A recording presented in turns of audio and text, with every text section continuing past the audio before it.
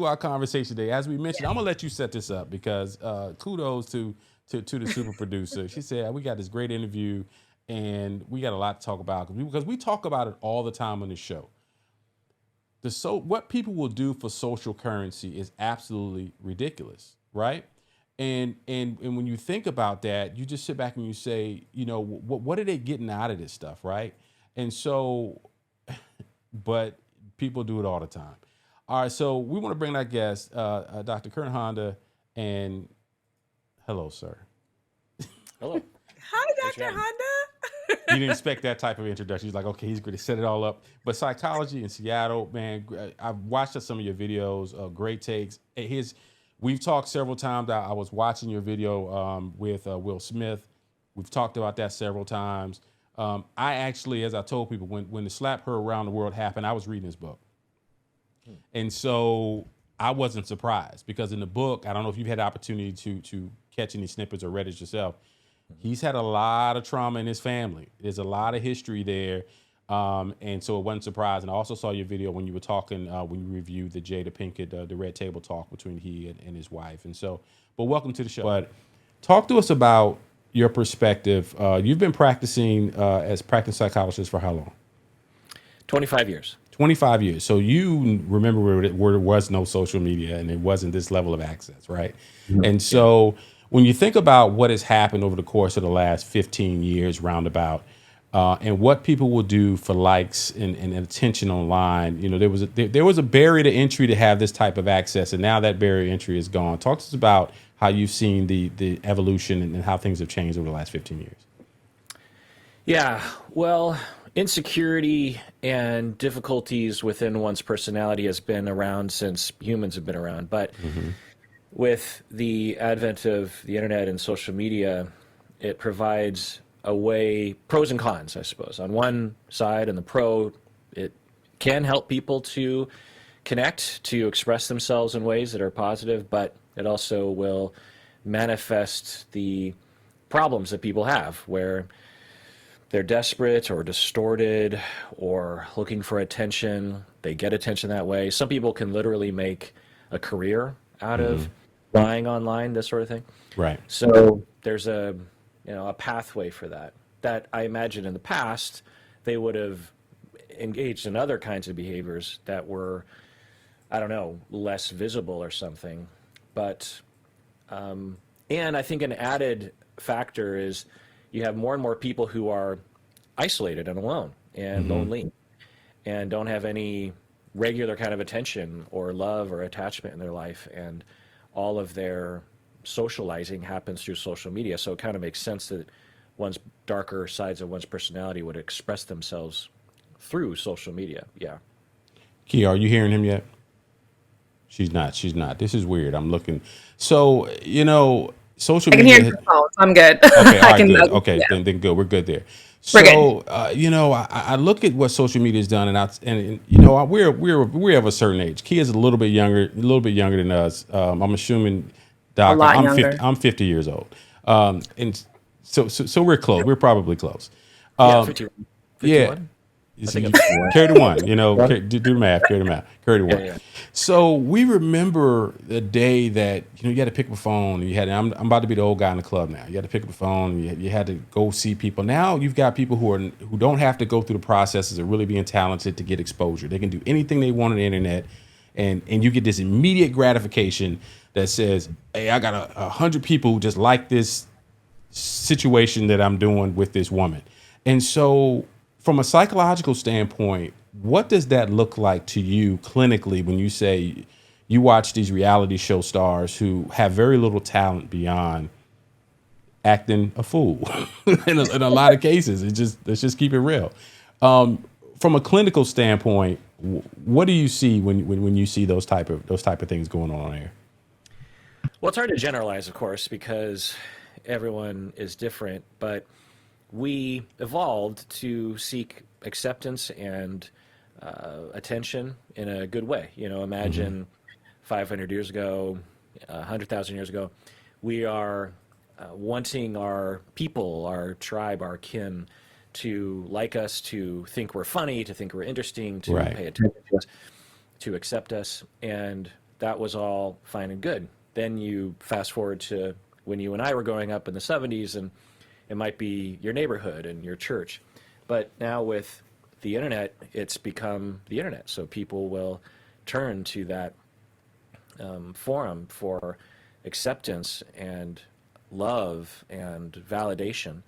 And on a certain level, I might post a picture on my private Facebook, my private personal Facebook page, and my friends and family will like it, and I'll get a little bit of gratification for that. But I would like to think that I have love and acceptance and attachment in my real life. So I don't depend on Facebook to define me and to validate me. And so imagine if I had nowhere else to turn, and might have also been abused growing up and had issues. It might all come pouring out in this way. And so people go on reality TV possibly because they aren't able to find acceptance in other ways. I think another factor is a lot of people don't even know what they're getting into when they're agreeing to be on a reality TV show.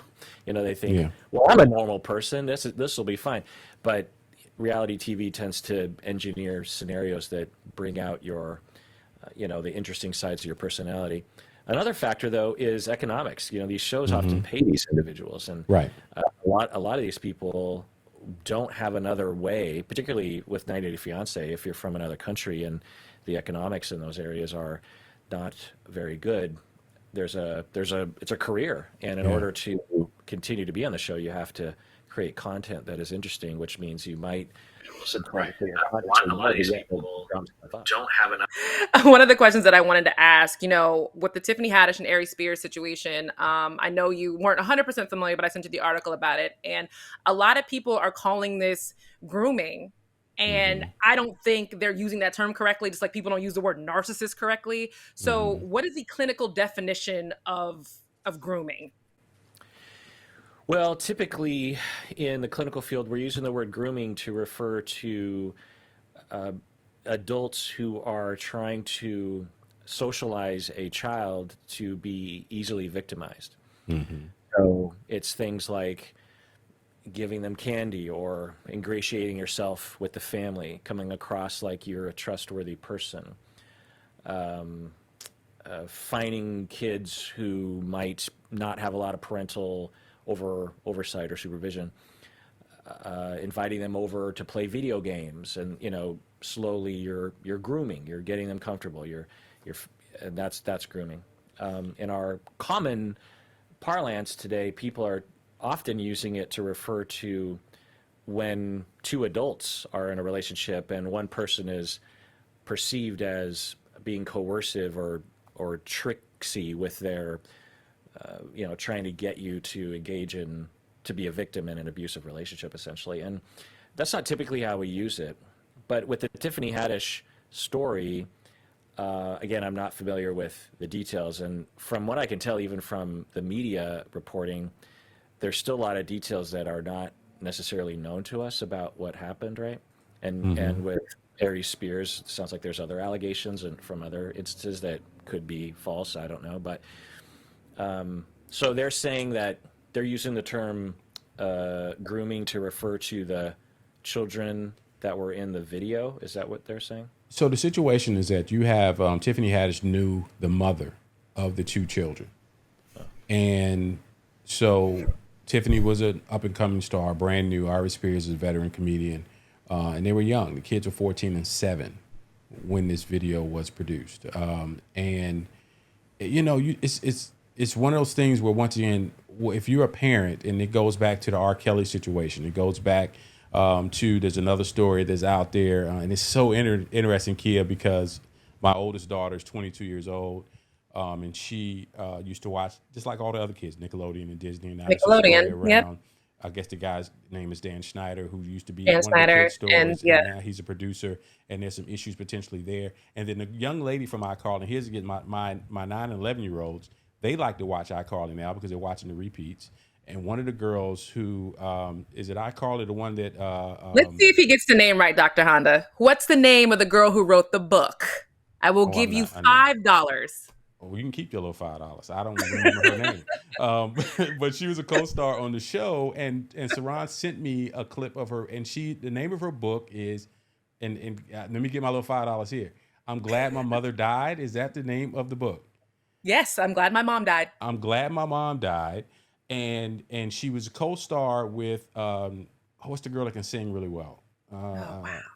I'm an old guy in the club. Hey, give me a break. Ariana Grande. Ariana Grande. There we go. Ariana Grande was her co-star. I love the show. I think it's funny. But now this girl is in her early 20s and she hates being famous. Doc, she talks about this clip I heard her from. She says, I hate being famous. People come up to me and say, aren't you the girl? No, I'm not. And she basically hates it. And you look at that and you say, the Ariana Grandes, the Justin Timberlakes are not the norm. They seem to be the exception on people who are able to manage that as kids and go up as adults and still be productive and just cool citizens. It seems like they So have a lot of struggle with the that. question kind of there is with these children who are being put on TikTok, who are Mm-hmm. being put out there online, are we Right. looking at a whole new generation of child stars who could possibly fail as adults because they've never had to really be adults? Everything's been given to them as children, and now they're here trying to survive. Yeah. Yeah, it's a wonderful question, one I've been looking into the research and thinking about for a while because on the shows that I watch, including Jeanette McCurdy, where's my $5? It's we've been having an increasing amount of children on these shows and also on YouTube. There are YouTube channels that are managed by parents that are focused on the children. And my given the research, so regarding the research, it's hard to know what the effect size is. So, say you have 100 kids who do this kind of thing, and one of them has problems. Does that mean we throw the whole thing out? I don't know. Or Right. are we looking at 60 out of 100 have problems? So it's hard to know exactly what we're looking at here. And not being on shows, it's not like kids don't have problems sometimes. So there's that. But it seems to be a fairly smaller number. But my approach is we don't need kids to be on these shows. We don't need kids to be on YouTube. It's not a Right. public necessity like water and the fire department or something. It's something that we could do without. And if there is a risk, which it seems to be that there is, then I just say why try? It'd be like saying, well, some kids can smoke cigarettes and they won't become an addict. They'll smoke one cigarette and everything will be fine. We don't say that. We say, no, Right. we're just going to not legally allow children to smoke cigarettes. We don't want to take that risk. And also the other, what people say is, well, the kids they consent, right? They sign on the dotted line. But even a teenager, do we really believe that they have the wherewithal to know what they're consenting to? Right. So I say, leave them out of it for sure. Yeah, no, my kids have asked me for years, my younger kids, hey, we want to be, because of course they see the other kids online, they want to emulate what they see, right? It looks And fun. it looks fun. I'm like, no, I'm not comfortable with that. I'm just not. And I know there's a lot of people say, well, you make a whole ton of money, and of course, like you said, 10 years ago, everybody was on Nickelodeon and Disney. Now these kids, some of them are refusing Nickelodeon and Disney gigs. Because they're like, I can't make enough money on Disney when I can make millions of dollars on YouTube, right? And so you look at this stuff and you just say, man, what is this going to result in these kids? Now, we talk about all the time, these kids are digital natives. We're learning how to be comfortable doing what we're doing right now. These kids now are just like, okay, everything is on the phone. My kids are editing videos and all this type of stuff. And it's fun because this is all they've known from the beginning. But I'm just concerned about the long-term effects. And then as you get to the teenage kids, it's hard to tell teenage kids, don't go do what X is doing on Instagram or TikTok. And this guy is a millionaire off of doing whatever, right? You've got the bad baby girl, her name is that now, but her real name, I remember, was on Dr. Phil. And Dr. Phil. She was on Dr. Phil. Sorry. Catch Me Outside. And now they're saying this young lady is making millions of dollars a month on OnlyFans. Never been on OnlyFans before in my life. But I just look at that and says, at 19, 20 years old, where is she going to be at 40? You know, Yeah. that's the concern. And so, and from your profession, how are y'all talking about this? I'm pretty sure it's kind of helping. You guys are probably getting more clients because they need a lot more counseling. Yeah, well, our field tends to move at a snail's pace. So the Mm, literature and the approach is well behind what is happening. And it's not that common. I mean, it'll become more and more common as time goes on. hmm But yeah, I mean, on the other hand, it's like I could see working with a client, a 7 year, or not a seven, but a 12-year-old who has a small YouTube presence and maybe even really benefits from it, right? hmm Or if you've seen the movie Eighth Grade, the one that Bo Burnham wrote and directed, it's about an eighth grade girl who has a YouTube channel and hardly anyone watches, but she's able to express herself and get her feelings out there in a way that she can't in her real life. She's very shy at school, but online she feels like she can kind of be herself. hmm And so on some level, it could be a benefit, case by case basis, right? But how do we know the difference? And I think that's, what you were saying earlier, that's where parents come in, because parents would be the most knowledgeable about whether or not their kids are going to be able to handle it, and whether the kids will, how they're managing it, right?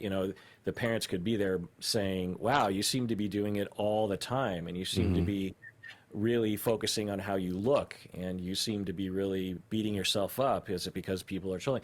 Parents would be there. Now, of course, then you say, well, not all parents know what to look for. Not all Right. parents are necessarily good parents.